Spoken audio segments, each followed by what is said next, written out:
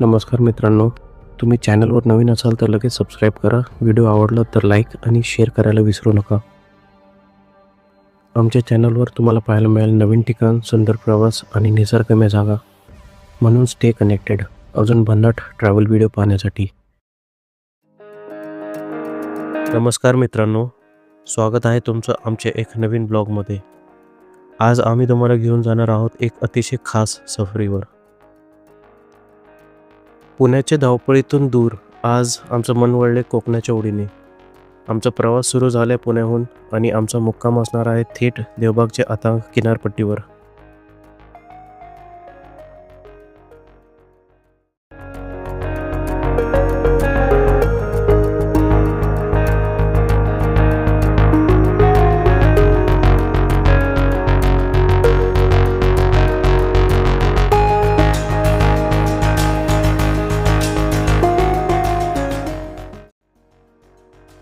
फोंडा घाट उतरताना दिसणारे हे हिरवेगार डोंगर आणि दऱ्यांमधले धुकं कोकणची खरी ओळख करून देतात.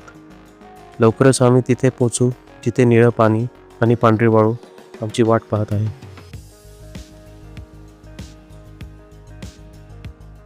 देवबागला जाण्याची ही आमची दुसरी वेळ आणि आम्ही ह्या वेळेससुद्धा फोंडा घाट निवडला, कारण की फोंडा घाटमधले रस्ते एकदम व्यवस्थित स्थितीत आहेत आणि इथून दिसणारा निसर्गसुद्धा खूप सुंदर आहे. तिथे काही ठिकाणी थांबून तुम्ही फोटो नक्की काढू शकता.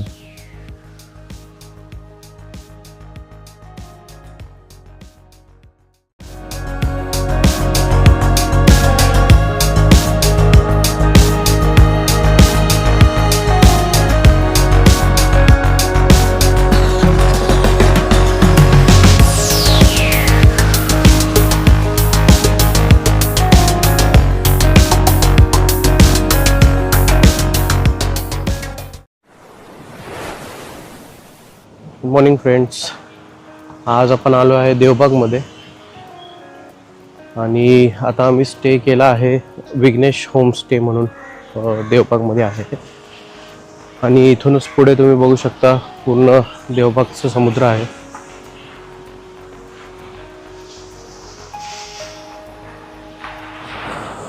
खूप शांत बीच आहे हा.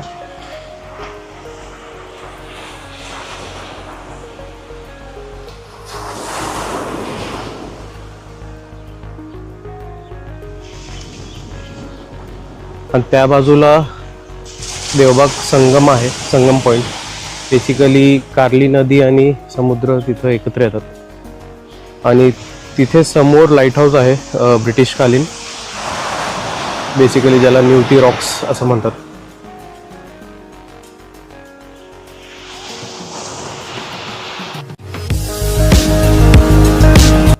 देवबागचं खास आकर्षण म्हणजे इथला संगम, जिथे कर्ली नदी आणि अरबी समुद्र एकमेकांना मिळतात.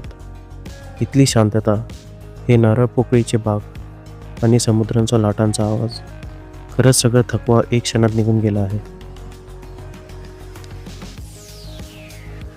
मित्रांनो, देवबागला आल्यावर जर तुम्ही संगम पाहिला नाही तर तुमची ट्रिप अपूर्ण आहे. माझ्या उजव्या बाजूला आहे शांत वाहणारी कार्ली नदी आणि डाव्या बाजूला आहे अथांग अरबी समुद्र. या दोघांचं जिथे मिलन होतं त्यालाच म्हणतात देवबाग संगम. हे दृश्य इतकं विलोभनीय आहे की डोळ्याचं पारणं फिटतं. देवबागचं अजून एक प्रसिद्ध ठिकाण आहे ज्याला सुनामी आयलँड असं म्हणतात. नावावरून घाबरू नका, हे एक अतिशय सुंदर वाळूचं बेट आहे जे भरतीच्या वेळी पाण्याखाली जातं आणि ओहोटीच्या वेळी बाहेर येतं. इथली अजून एक खासियत म्हणजे वॉटर स्पोर्ट्स. तुम्ही जर ॲडव्हेंचर स्पोर्ट्स लवर असाल तर इथलं वॉटर स्पोर्ट्स खरंच खूप थरारक आहे.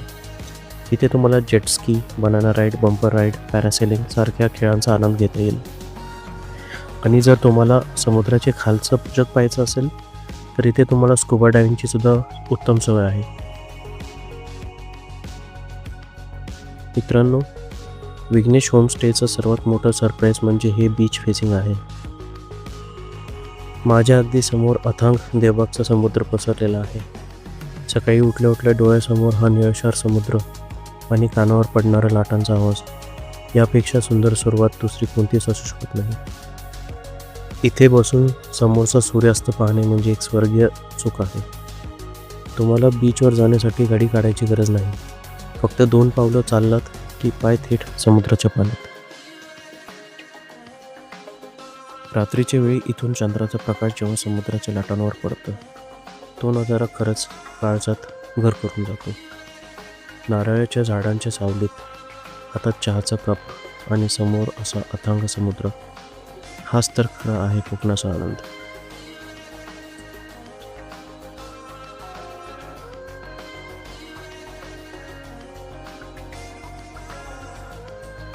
खरंच मित्रांनो, जमिनीवरून दिसणारं कोकण सुंदर आहेच, पण आकाशातून दिसणारा देवबाग म्हणजे पृथ्वीवरचा स्वर्गच.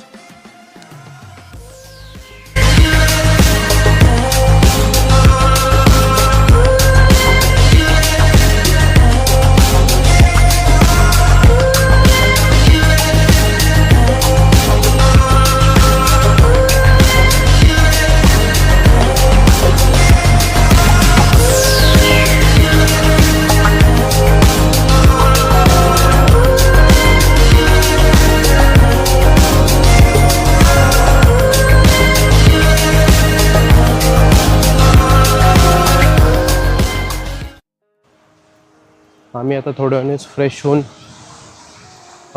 निघणार आहोत सिंधुदुर्ग किल्ल्याकडे. आणि सिंधुदुर्ग आणि राजकोट, स्पेशली राजकोट किल्ला बघण्यासाठी आलो आहे मी.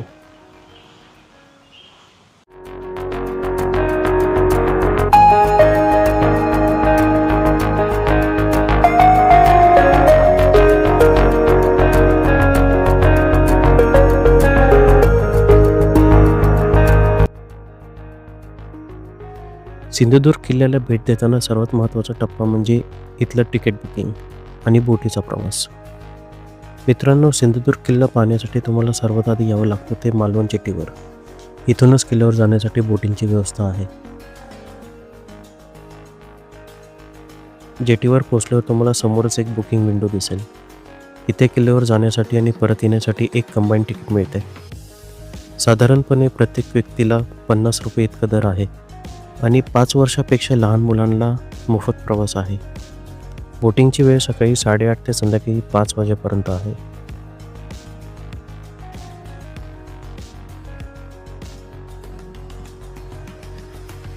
सिंधुदुर्ग किल्ल्याची स्थापना छत्रपती शिवाजी महाराजांनी सन 1664 मध्ये केली. जंजिऱ्याच्या सिद्धीला आणि अरबी समुद्रातली परकीय आक्रमणांना रोखण्यासाठी एक भक्कम जलदुर्गाची गरज होती.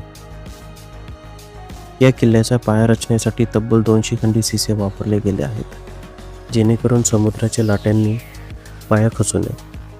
आजही किल्ल्याच्या भिंतीवर महाराजांचे हाताचे आणि पायाचे ठसे पाहायला मिळतात. या किल्ला म्हणजे मराठा आरमाराची शान आहे.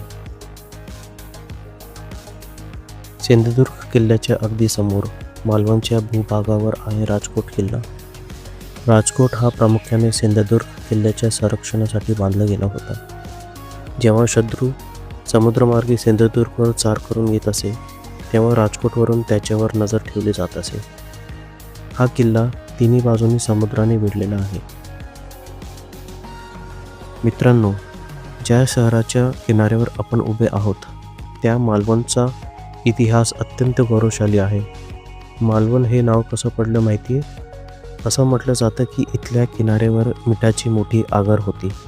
महालवण म्हणजेच मिठाचे मोठे ठिकाण, या शब्दावरून पुढे या शहराचे नाव मालवण असे झाले.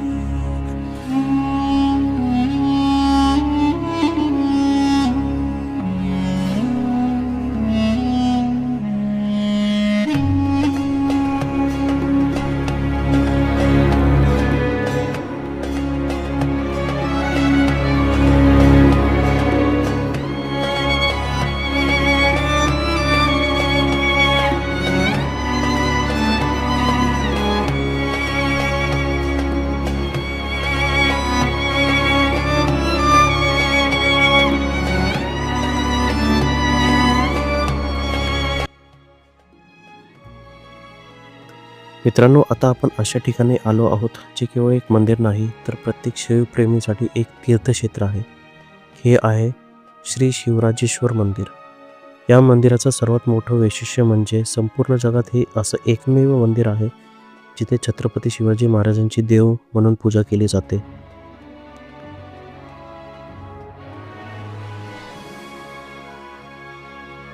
शिवराजेश्वर मंदिराच्या शेजारीच आपल्याला पाहायला मिळतं ते म्हणजे किल्ल्यातील एक ऐतिहासिक संग्रहालय. या छोट्याशा पण महत्त्वाच्या संग्रहालयात छत्रपती शिवाजी महाराजांच्या काळातील पराक्रमाचे खुणा आजही जतन करून ठेवले आहेत. इथे महाराजांच्या काळातील ढाली, तलवारी, भाले आणि गुप्तहेर खात्यात वापरली जाणारी छोटी शस्त्रे पाहायला मिळतात. या काळातील धातुकाम किती प्रगत होते हे इथं पाहिल्यावर कळतं. किल्ल्याचे नकाशा, किल्ल्याच्या बांधकामाचे जुने आराखडे आणि महाराजांच्या आयुष्यातील महत्त्वाचे प्रसंगाची चित्र इथे मांडली आहेत. किल्ल्यात राहणाऱ्या लोकांच्या जुन्या वास्तू, भांडी आणि त्या काळातील वापरातील काही दुर्मिळ गोष्टी आपल्याला इतिहासात घेऊन जातात. सिंधुदुर्ग किल्ल्याच्या बांधकामासाठी वापरलेले गेलेले शिसे आणि दगडांचे नमुने सुद्धा इथे पाहायला मिळतात, ज्यामुळे महाराजांची इंजिनिअरिंग कल्पना येते. एवढ्या मोठ्या अथांग समुद्राच्या मधोमध हे सर्व ऐतिहासिक पुरावे आजही सुरक्षित आहेत. हे पाहून आपल्या इतिहासाबद्दल आदर अजूनच वाढतो. या संग्रहालयाच्या परिसरात छत्रपती शिवाजी महाराजांचे हाताचे आणि पायाचे ठसे जतन केले आहेत. जेव्हा 1664 या किल्ल्याचे बांधकाम सुरू होते तेव्हा छत्रपती शिवाजी महाराज स्वतः येथे देखरेखीसाठी आले होते. त्यावेळी ओल्या चुन्यावर उमटलेले हे त्यांचे हाताचे आणि पायाचे ठसे आजही जसेचे तसे आहेत.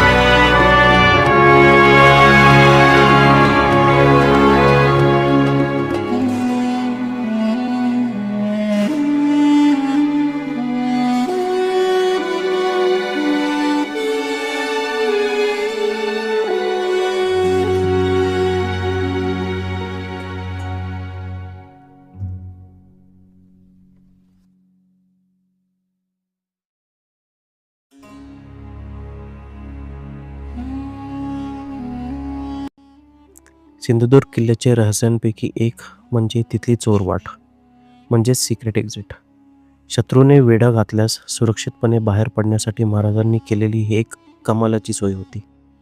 मित्रांनो, या अभेद्य किल्ल्याची तटबंदी जेवढी मजबूत आहे तेवढीच इथली सुरक्षतेची सोय ही अचंबित करणारी आहे. किल्ल्याच्या ईशान्य दिशेला एक चोरवाट म्हणजेच एक गुप्त मार्ग आहे. ही चोरवाट इतक्या चतुराईने बनवलेली आहे ती बाहेरून पाहणाऱ्याला सहज दिसत नाही. किल्ल्यावर जर कधी संकट आले किंवा शत्रूने मुख्य दरवाजाला वेढा घातला तर किल्ल्यातील माणसांना सुरक्षितपणे बाहेर पडू शकतील असा हा मार्ग आहे. या चोरवाटेतून आपण थेट समुद्राच्या दिशेला असलेल्या खडकाळ भागात बाहेर पडतो. तिथून शत्रूला चकून बाहेर पडण्यासाठी बोटींची सोय असायची. आज जरी ही वाट पर्यटकांच्या सुरक्षतेसाठी बंद असली किंवा तिथून जाणं कठीण असलं तरी महाराजांच्या इमर्जन्सी एक्झिटच्या या प्लॅनिंगचं खरंच कौतुक वाटतं. मित्रांनो, शिवराजेश्वर मंदिराच्या थोड्याच अंतरावरती एक अतिशय शांत आणि जागृत ठिकाण आहे. ते म्हणजे श्री भवानी मातेचं मंदिर. या मंदिराचं आणि इथल्या मूर्तीचं एक खास वैशिष्ट्य आहे जे आपल्याला थेट कोल्हापूरशी जोडतं. असं म्हटलं जातं की या मंदिरात असलेली भवानी मातेची ही सुंदर मूर्ती खास कोल्हापूर येथे घडून आणलेली आहे. मूर्तीचं तेज इतकं विलक्षण आहे की पाहताच क्षणी प्रसन्न वाटतं. छत्रपती शिवाजी महाराजांची कुलदेवता असलेले भवानी मातेचा आशीर्वाद या किल्ल्याला लाभावं या उद्देशाने हे मंदिर बांधण्यात आले.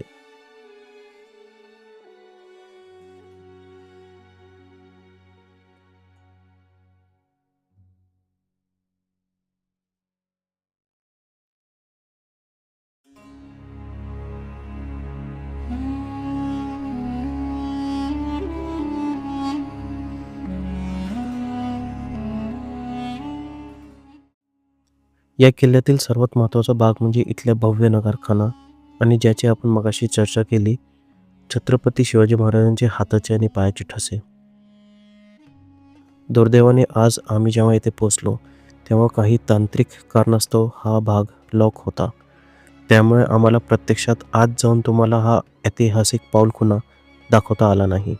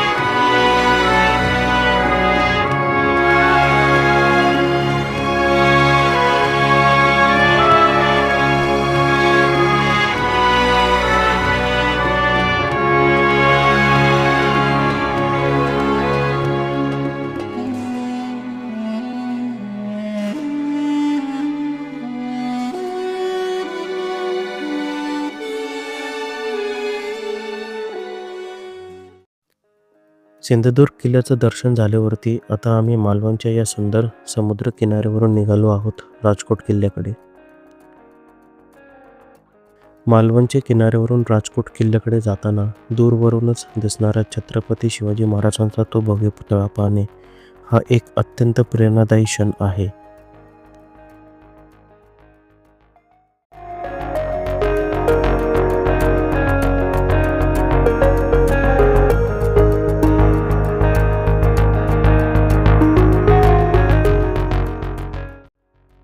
हा पुतळा तब्बल 91 फूट उंच आहे. सांगायला अभिमान वाटतो की हा भारतातील छत्रपती शिवाजी महाराजांचा सर्वात उंच पुतळा आहे. हा पुतळा प्रसिद्ध शिल्पकार राम सुतार यांनी तयार केलेला आहे. महाराजांच्या हातातील तलवार 29 फूट लांब असून ती शौर्याचं प्रतीक वाटते. कोकणच्या किनारपट्टीवर येणारी मोठी वादळ आणि वाऱ्याचा वेग ताशी 200 किलोमीटर लक्षात घेऊन या पुतळ्याची रचना करण्यात आली आहे. समुद्राच्या अथांग पार्श्वभूमीवर जेव्हा सूर्याची किरण या ब्रॉन्झ पुतळ्यावर पडतात तेव्हा महाराजांचा तेज बघण्यासारखा असतो.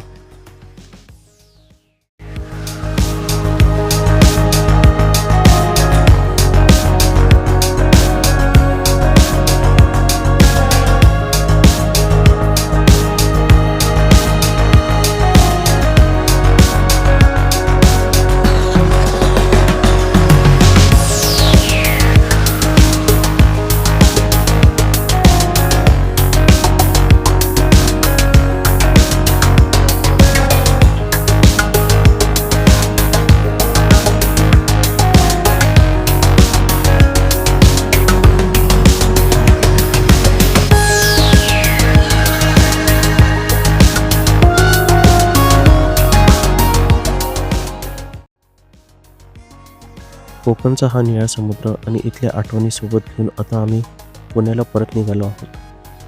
हा प्रवास खरंच खूप छान होता. आमची ही कोकण डायरी तुम्हाला आवडली असेल तर व्हिडिओला लाईक आणि चॅनलला सबस्क्राईब नक्की करा. चला तर मग आता निरोप घेण्याची वेळ आली आहे. जय शिवराय.